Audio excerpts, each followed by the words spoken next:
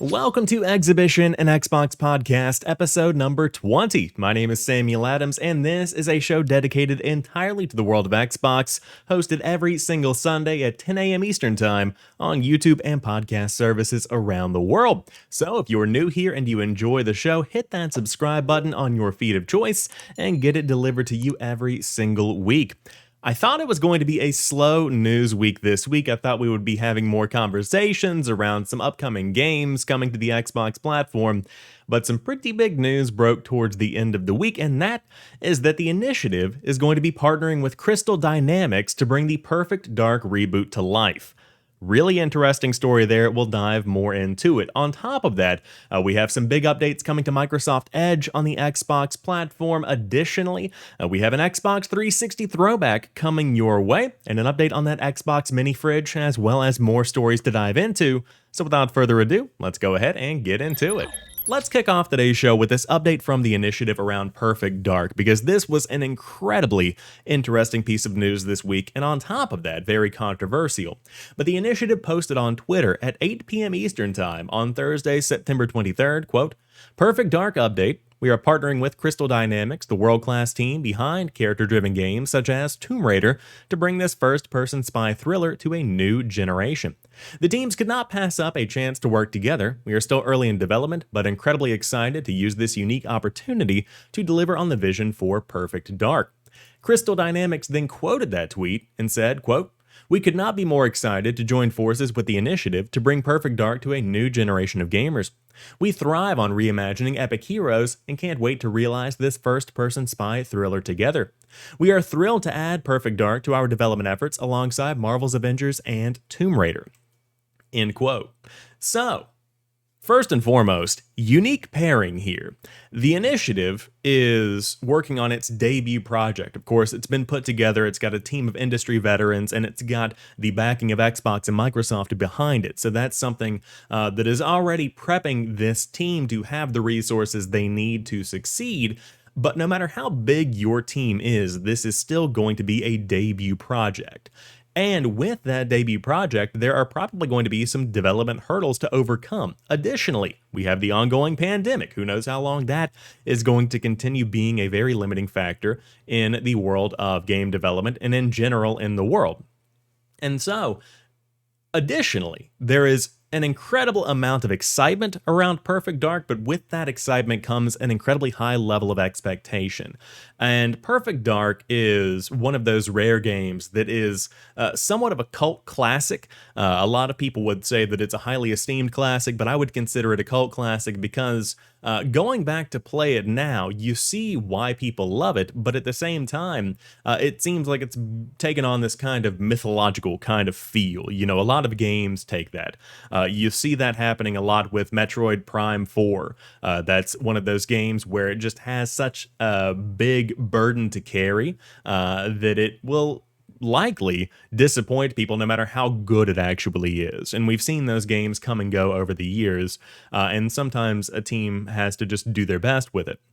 But with Perfect Dark, this is an opportunity for Xbox to reestablish one of the IP that people most often associate with their brand.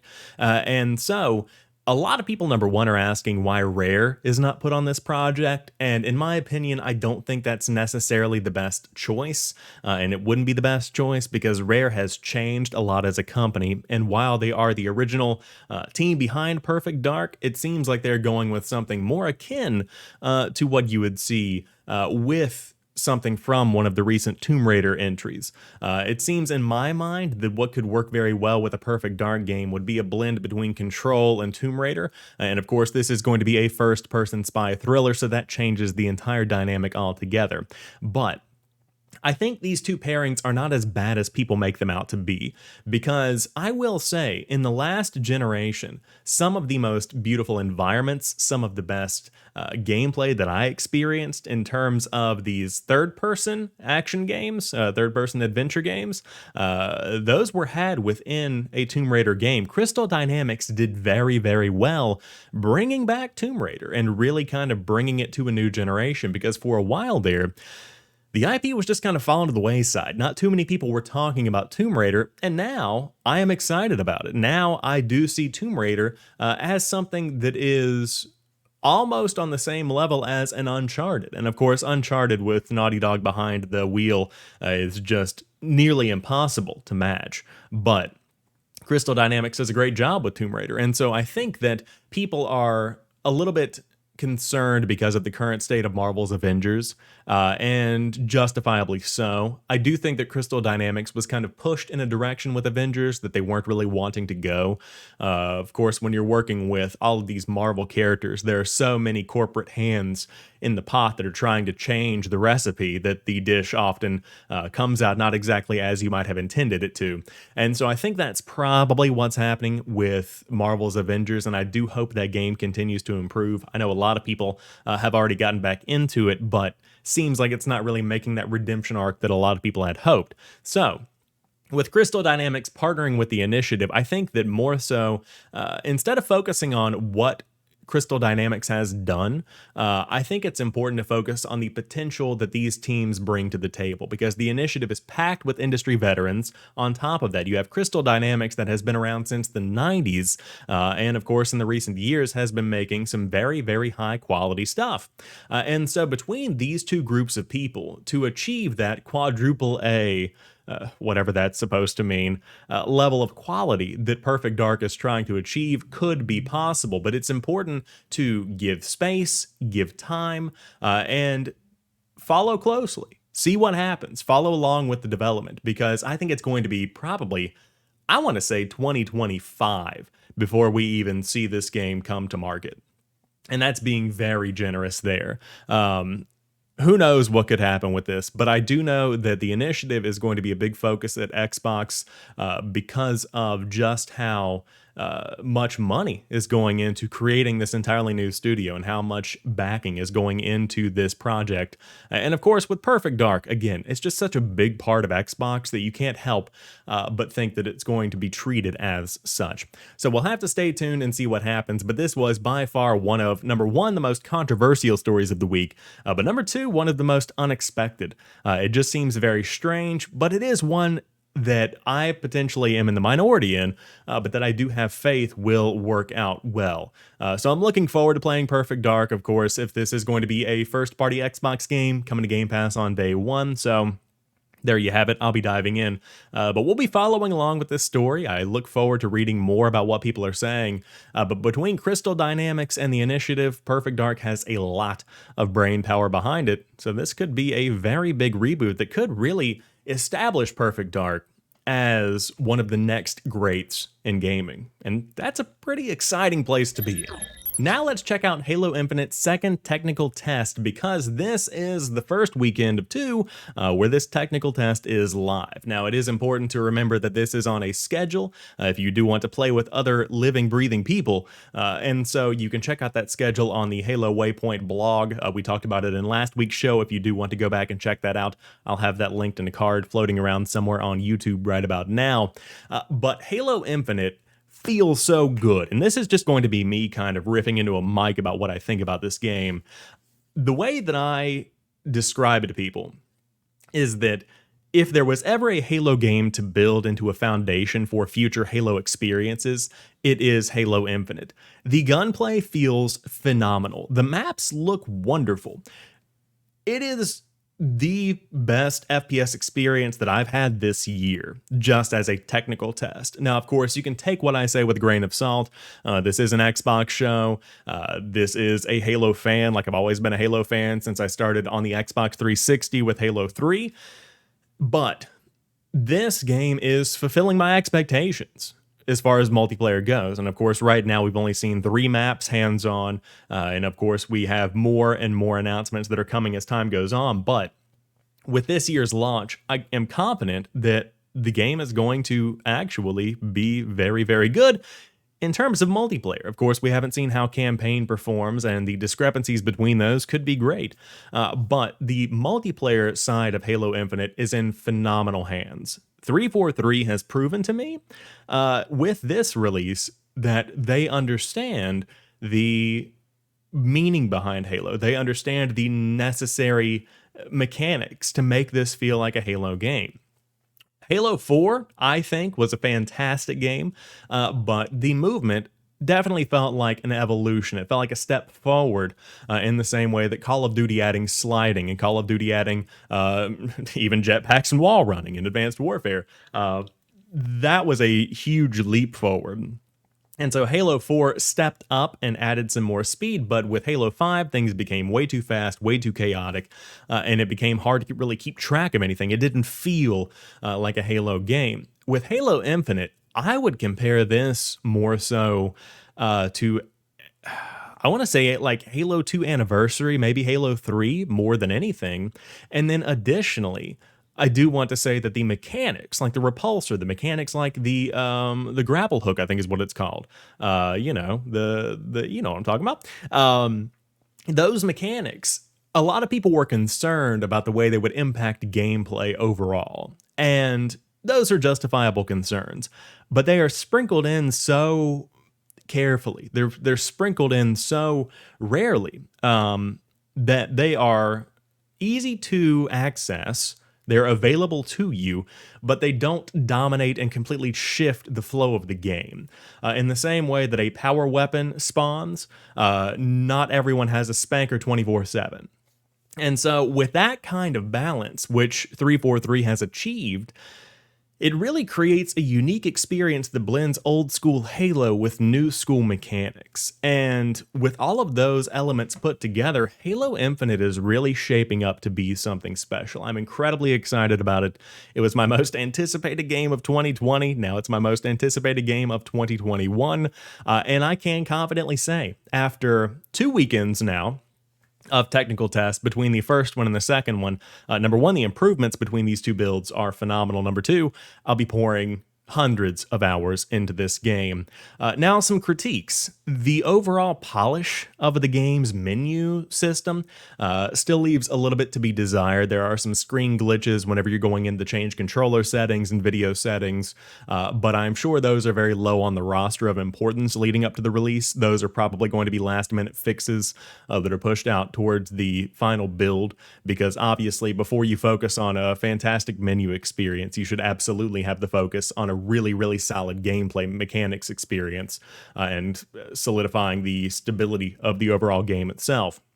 And so I would assume that's probably how the triage of difficulties is handled, where you have those kind of polish issues handled towards the end of development, but it functions, it works well. The battle pass, I think, is a pretty good rate of achievement. Like, you don't have to grind quite as hard as I feel like you have to grind in the Master Chief Collection towards the end of those levels, but keep in mind I'm only probably level 10 in the battle pass right now. I've just been kind of bopping around playing some bot games because unfortunately I haven't been able to get online whenever these multiplayer elements are online 9 times out of 10. Now, last night I played 3 hours of arena with real life living people. And that is some good Halo. And it's amazing to see how the most difficult bots can provide some difficulty, but when those real people kick in and those real people get behind the controller, man, that is just such a different feeling, because people have just different strategies that bots won't take no matter how good the AI actually is. And let me tell you, it is very good. It's nice to see multiplayer coming into its own, and I'm excited about next week's test for Big Team Battle. I want to see how the vehicles feel. I want to see what that game mode looks like and how that game mode feels. And so I'm looking forward to continuing to play Halo Infinite, but by far, whenever December rolls around, this is going to be the game that takes over for me. And I think that it's going to make a pretty big impact in the world overall. Now, one thing that I did want to mention, and I totally forgot to pull it up here, so I'll do it now, and that is that we had what could potentially be a confirmation of a battle royale in Halo Infinite, because Tim the Tapman on Twitter, who is a streamer now on YouTube, used to be on Twitch, wrote, quote, "I know Halo Infinite and having a BR is a huge debate, but my bottom line is this. Halo has the perfect framework for an incredible BR, and as someone who loves BRs, it would be amazing to experience it." Brian Gerard replied with a gif of Michael Scott saying, "You're not wrong there." Now, you can read into this as much as you want. They have made it very clear in the past that the only BR Halo is getting is the battle rifle. And there is no battle royale statement said in Tim the Tatman's tweet, so it could just be Sketch being Sketch and just, poking fun at the BR usage here. But it is something worth keeping in the back of your mind. So we'll see if that comes to fruition. We'll see if anything happens behind that. But in my opinion, I made a video a couple of months back where a battle royale could become a reality because of the situation that Microsoft finds itself, where Call of Duty has one. I'm sure Battlefield will have something akin to a unique game mode that is somewhat on the scale of a battle royale. Fortnite continues to be a big piece of competition, but Halo thrives in arena, and I like what Halo Infinite has done right now because it just feels like a Halo game. It's an arena shooter, and it's a good one, and I like that. I like that they're sticking to their guns, and I like that they're sticking to what they know is right. So we will continue following this. I look forward to seeing you guys online. If you want to check out what I'm playing, you can add me on Xbox at JamPackSam, and I look forward to maybe picking up some games with you guys in the days and weeks and months ahead. But Halo Infinite shaping up very well, even better after that second technical test.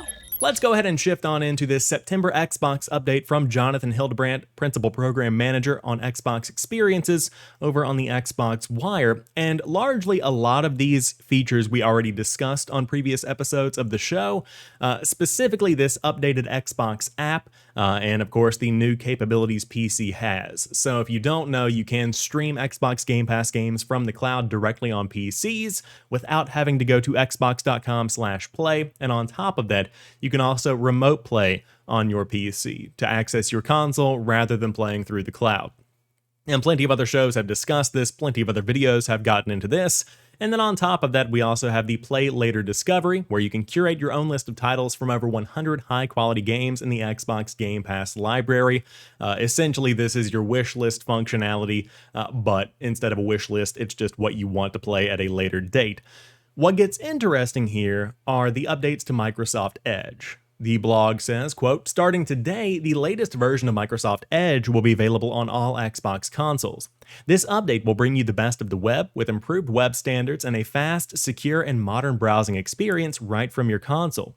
You'll also enjoy a more streamlined gaming experience across your signed-in devices. If a game opens a new window on Microsoft Edge for hints or guides, send that tab to another signed-in device so you can continue gaming on your console seamlessly.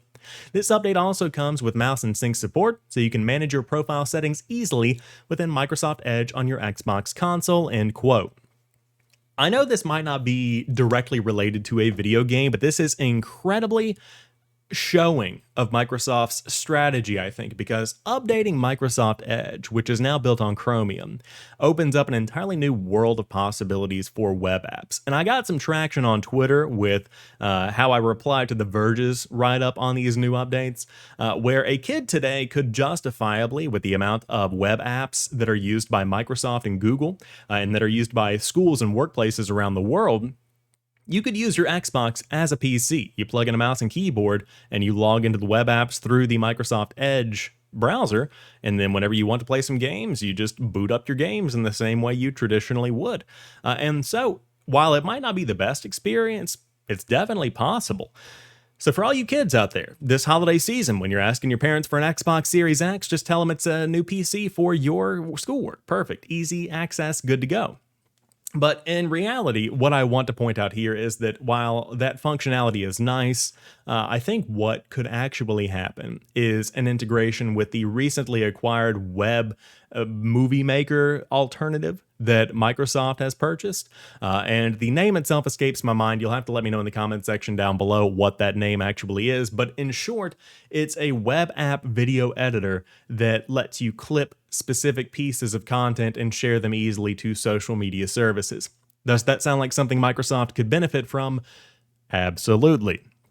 Clipchamp, that's what it is. Clipchamp is the name of the service. And so with Clipchamp integration on Xbox, if that is coming, this new Microsoft Edge capability would make that much easier to integrate into the overall experience and into the sharing functionality on an Xbox controller. Because right now, the clipping system, while it works, doesn't do much more than that. that's pretty much all that it does. And I've heard good stories about what PlayStation has to offer there. But in terms of sharing my Xbox experiences, outside of just easily sharing a screenshot directly from my console, I don't do too much sharing just because of how tedious it is. Now, if you do take a screenshot, if you do take a video clip, it is uploaded to the cloud and you can download that on your mobile device and share it directly through an application. But even that, while accessible, can be a bit tedious. It would just be nice to, with a couple of clicks, share stuff that looks good. I think that's the biggest thing, is to be able to customize and edit and add some filters potentially. There's a lot that could be done here. And so I think with Microsoft Edge being updated, that could potentially be one of the reasons why. But as I said, just additional functionality, getting rid of that Internet Explorer style experience that it often brought is certainly going to be a big benefit. But these are just some back-end updates coming to the Xbox ecosystem. Overall, nothing huge here, but it certainly is going to be an incremental part in building a better future on the Xbox platform, so that's super cool to see. Bouncing over to IGN, Xbox will soon let you switch back to your Xbox 360 gamer pick for a hit of pure nostalgia. If you want to get that bubble-blowing kid back, you absolutely can. This news actually comes from Microsoft engineering lead Eden Marie. She's over on Twitter at Neon Epiphany. Highly recommend that you follow her over there. But the Alpha Skip Ahead build for insiders will now be able to reboot their consoles for a new option on their Change the Gamer Pick screen.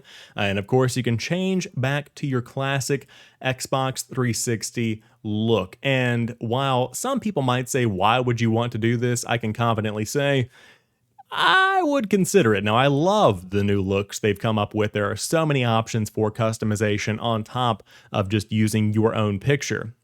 But there is something very special about throwing it back, and I think it shows the legacy players. I think it really gives a highlight to those legacy players that kind of gives them street cred, you know, if that exists in the world of gaming. So it's cool to see these very niche needs, these very niche wants being met by the Xbox community. And of course, Neon Epiphany's always following along with the conversation on Twitter. She's great, so check her out. Head over there on Twitter, dive in, and you know, if you want to go ahead and change your Xbox 360 gamer pick, you can join the Xbox Insider program, get that Alpha Skip Ahead build, or you can just wait until it hits public builds later in the year. But on top of that, we also have some more interesting news. The mini fridge. It looks like it's actually going to happen. And this will round out today's show, but BD Sams on Twitter made a summoning circle, hoping that it worked, the Xbox Mini Fridge update. Now, of course, Brad Sams, fantastic Microsoft and Windows and Xbox reporter. Follow him for all of that news on Surface devices, Xbox devices, whatever it might be. But Aaron Greenberg replied and said, quote, "So great, Brad. I'm going to say this worked. We will share more information next month on the Xbox Series X mini fridge launch this holiday season." It's officially happening. And of course, this was something that was teased earlier in the year at the end of the June showcase, if I remember correctly. Could have been a May showcase, but it was the E3 showcase.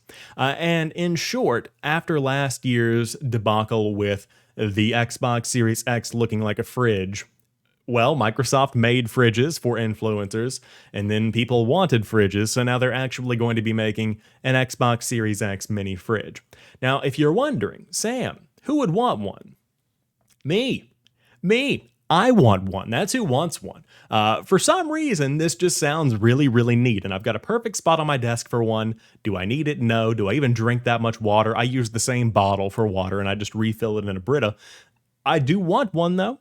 I do indeed want one, and I'm sure they're going to be collectible one day. But stay tuned. October looks to be a pretty big month for some announcements. It seems like a lot of people have been teasing stuff. We see stuff from Steineken, who of course is on the social team at Microsoft on the Xbox side of things. But looking forward to October. I think it's going to be a pretty big month. And of course, if you're looking for a new way to refrigerate those beverages, coming your way from Team Xbox. But that wraps up today's episode of Xhibition, an Xbox podcast. If you enjoyed the show, hit that subscribe button on YouTube or on a podcast feed of your choice and get the show delivered to you every single week. But let me know what you think about the new move for the initiative. Do you think that it's wise to partner with Crystal Dynamics in Perfect Dark? Do you think this signifies issues happening with development? Of course, the game itself is still very early in development, but I would love to hear your thoughts. You can drop a comment on YouTube, hit me up on Twitter at JamPackSam, or you can submit your own voice message over on anchor.fm/Xhibition. I would love to hear what you have to say. But until next week, you guys have a fantastic one and keep on playing.